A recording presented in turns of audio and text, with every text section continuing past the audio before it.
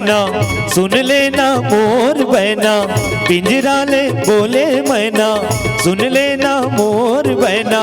जिंदगी के नहीं है रे ठिकाना, सही बताना कहाँ ले आना कहाँ जाना, सही बताना कहाँ ले आना कहाँ जाना।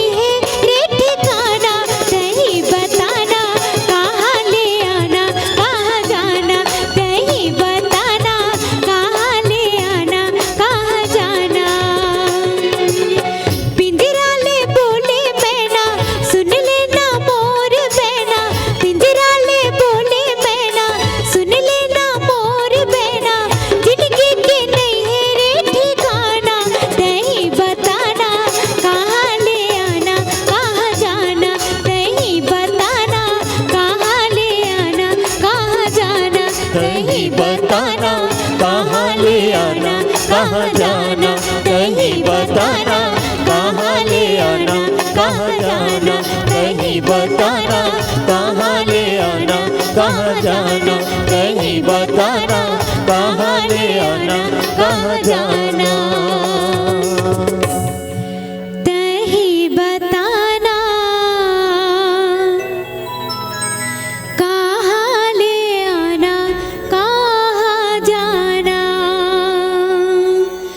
अगर आपको हमारा ये वीडियो पसंद आया हो तो लाइक, कमेंट और सब्सक्राइब ज़रूर कीजिए।